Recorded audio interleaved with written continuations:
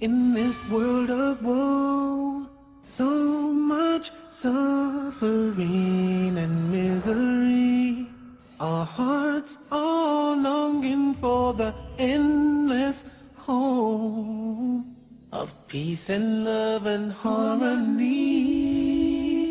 Oh, no more bitterness,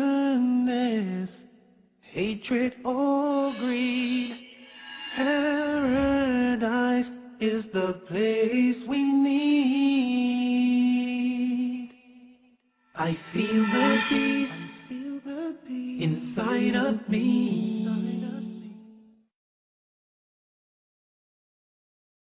Greetings and peace. This is Dr. Lawrence Brown with another episode of Interfaith Issues, where we discuss the issues of common interest to the three Abrahamic religions of Judaism, Christianity, and Islam. Today, I'm going to be talking on the concept of original sin. The reason that this concept is of interest is because it is not unanimously accepted by the three monotheistic religions of Judaism, Christianity, and Islam. As a matter of fact, even though the concept of original sin is prevalent in Western Christianity, it is not even universally accepted among Christians. Now, when we look at the Abrahamic faiths, Judaism, Christianity, and Islam, we find that Judaism and Islam have no concept whatsoever of original sin. In fact, the Eastern Christian churches also do not follow this tenet of Trinitarian Christianity. The concept of original sin, I think everybody knows. The proposal is that Adam and Eve sinned when they disobeyed God's commandment not to eat of the fruit of the forbidden tree in paradise. When they ate of the forbidden tree, they became sinful, and that sin has persisted within their lineage, which means you and me, all of mankind, until this time. And it is, in effect, one of the critical elements of Christian faith, because Christian faith teaches us that we are born sinful, we have sin as an integral element of our being, and we can only achieve redemption through belief in Jesus Christ, because according to their tenets of faith, it was the atoning sacrifice of his death that paid for the sin, the original sin that afflicts all of us. Well, to begin with, I just want to first start with a common sense sort of observation. That observation is that if we look at a baby and just look at its face, look at its innocence, it's very hard for us to convince ourselves that this baby, if it dies, this baby's going to hell, and it's going to burn in hellfire forever because of original sin. But the fact of the matter is, I don't know anybody who has ever looked at a baby and said, oh, how evil. Oh, this one needs to be in jail. The fact of the matter is, babies look so innocent. They look so pure. And there's a reason for that. The reason for that is that, according to Judaism, according to Eastern Christianity, according to Islam, there is no concept, or there is no validity to the concept of original sin. Now, let's back up a minute and just look at the whole concept of sin and compare between the two religions, Christianity and Islam. I would start by pointing out that Islam views the concept of sin very differently to begin with. In Islam, there is no such concept as sinning in the mind. If you conceive an evil deed in Christianity, Christianity tells us that's a sin. You thought a bad thing, that's a sin. In Islam, Islam looks at it very differently. In Islam, if you conceive of a bad thought, but you do not act upon it, it is not a sin. As a matter of fact, if you have a bad thought, but you do not act upon it, it actually becomes what? A good deed. Why does it become a good deed? Look, I'm going to ask all of us to step back for a moment and look at this from the point of view not of what we have been taught, not from the religion we have been raised upon, not from the teachings of our church, not from the spiritual guide that we follow, but simply from the level of common sense. Simply from the level of common sense, we have to, I feel we have to agree that mankind, both men and women, are more inclined to bad thoughts than they are to good thoughts. That is our nature. That is our existence. Think about it. If a man is walking down the street and he sees a beautiful woman, half naked, walking towards him, is his first thought to run to the closest house of worship and pay charity? Is his first thought to go and take care of some orphans? Is his first thought to go out and commit some act of beauty and righteousness? All you men out there, come on now. You know what I'm saying. For all of you women, if you're walking on the street, you look down and you see a 3-carat diamond ring sitting on the sidewalk, just staring at you saying, please pick me up. How many women in the world have as their first thought that they are going to grab that ring, hold it high, and shout to everybody on the street, here is a perfect quality 3-carat diamond ring. Who lost it? Who does it belong to? As opposed to our nature, which is, as much as we hate to admit it, our first thought is we want to take that and put it in our pocket.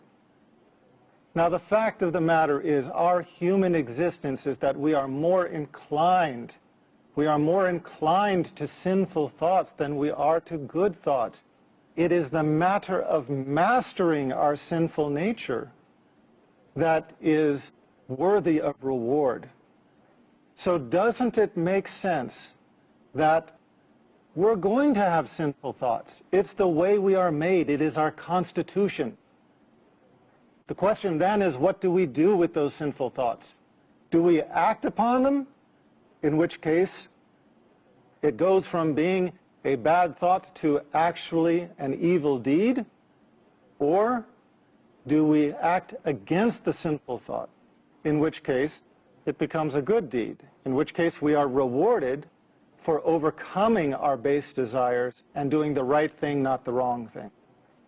Now, in Christianity, we are taught, you have a bad thought, that's a sin. That's bad, that will count against you. Even if you don't do anything, you have the bad thought, that's going to count against you. In Islam, you have a bad thought, you don't do anything about it, you know what? It doesn't count against you. Why? Because you conquered it. You overcame it. Instead of submitting to the evil that arose within your consciousness, instead you overcame it, and that is deserving of reward.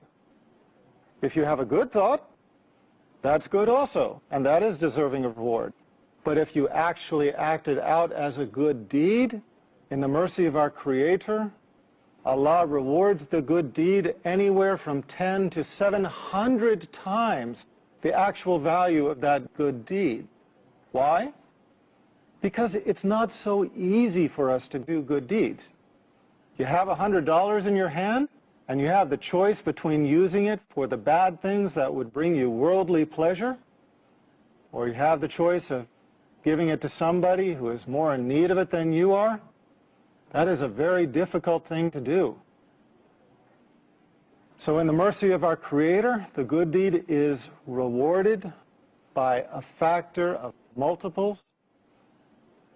The bad deed is rewarded according to the value of the bad deed, but there is no such thing as sinning in the mind. Now, this is a very big difference between the concept of sin as it is conceived, which is in the mind, before it is even acted out. So, another point I think that we have to remember is that those individuals those communities and those societies which allowed themselves to be overrun by sin eventually decayed. And we see this time and time and time again. If you look at history, we can think of the Persians, we can think of the Romans, we can think of the Greeks, we can think of Sodom and Gomorrah, we can think of many, many cultures and societies and civilizations that were devoted to hedonism. They were devoted to chasing the pleasures of this life, the sinful pleasures of this life, and eventually the entire society fell into decay and was destroyed. Now, that's enough information for all of us to chew on for a few minutes, so let's take a break and we'll come back shortly. Welcome back to the concept of original sin. This concept does not exist in Islam. It only exists in Western Christianity, not in Eastern Christianity. And even then, a lot of people have difficulty with the subject for the reason that I mentioned. They look at a baby and they just cannot convince themselves that this baby is carrying the taint of any kind of sin. It looks too pure. So they have to ask themselves, where does this concept come from? If you are a Christian and you're told this teaching comes from Jesus Christ, be careful. That is not anything that Jesus Christ ever taught. Remember, again, Jesus Christ was an Orthodox Jew. This is why he is known as Rabbi Jesus. He taught Orthodox Jewish law. When Jesus was recorded as having said in Matthew 19:14, "Let the little children come to me and do not forbid them." Let the little children come to me and do not forbid them, for of such is the kingdom of heaven. What do you take from that message? If these children are carrying the taint of original sin, how can, quote, "for of such be the kingdom of heaven," when the church is telling us that of such is the domain of hellfire if they die unbaptized?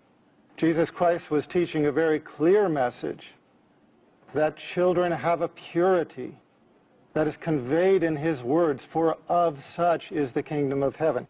Do we find any other teachings that might reinforce that?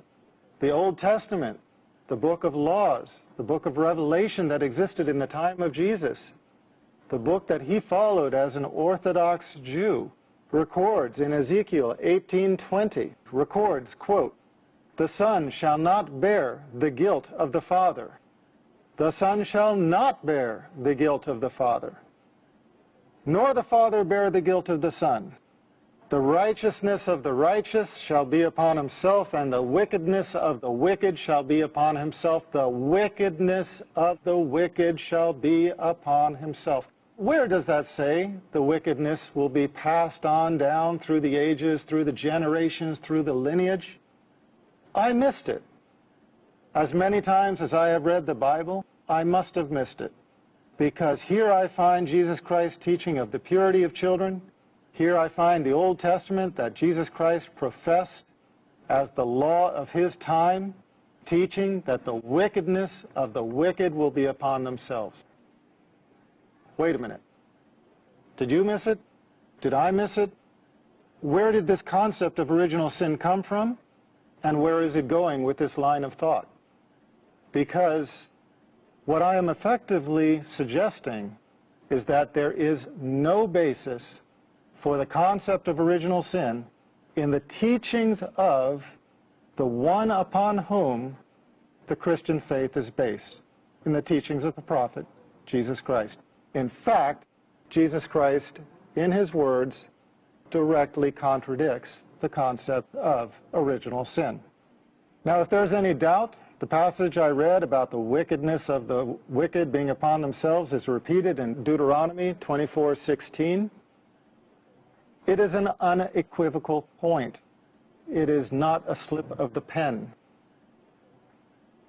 Now, those Christians who want to argue the point, those Christians who want to make it go away, who want to dismiss what I am saying, what do they say? They say, well, that's Old Testament. Ezekiel, Deuteronomy, that's Old Testament. We're Christians, we follow New Testament. What's the problem with that argument?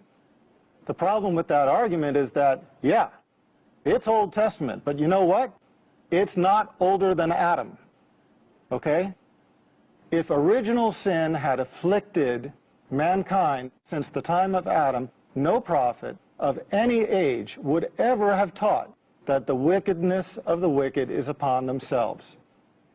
Any prophet of any age would have taught the concept of original sin. But you know what? Nobody did.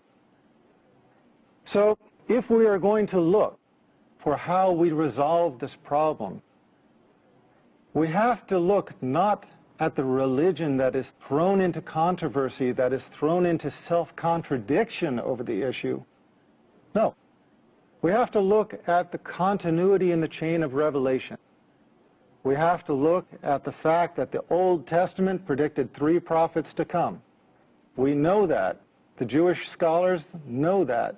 And we know it from the New Testament, because when the Jews sent their Levites and their priests to interrogate John the Baptist on who he was, what did they ask him? They asked him, "Who are you? Are you Elijah?" He said, "No." "Are you the Christ?" He said, "No." "Are you that prophet?" He said, "No." It was not good enough to say it one time. They repeated and they asked, "If you are not Elijah, if you are not the Christ, if you are not that prophet, who are you?" They were clearly speaking of 3 prophets to follow. Now, despite John the Baptist's denial, I think it's very reasonable to conclude that the first 2 of the 3 predicted prophets were John the Baptist and Jesus Christ. But you know, you've got 3, you take away 2, what does that leave you? That leaves you 1 to come. So if we're going to look for resolution to this concept of original sin, we have to ask ourselves, is there a religion out there that is consistent with the teachings of Jesus Christ on this matter? A religion which might represent the teachings of the 3rd final predicted prophet? I would suggest that yes. Islam has no concept of original sin. In the religion of Islam, each person is accountable for their own actions. A person bears their own sins from birth? No. Because again, that would not make sense, that would not be godly. A person bears the weight of their sins from the time of discrimination, from the age of discrimination, from the age at which they know the difference between right and wrong. That's what makes sense. That is what makes sense. And that is what a person is held accountable for in the religion of Islam. According to the Holy Quran, quote, "Man can have nothing but what he strives for." That is Surah 53, Ayat 38. Quote, "Who receives guidance, receives it for his own benefit. Who goes astray, does so to his own loss. No bearer of burdens can bear the burden of another. No bearer of burdens can bear the burden of another." Surah 17, Ayat 15.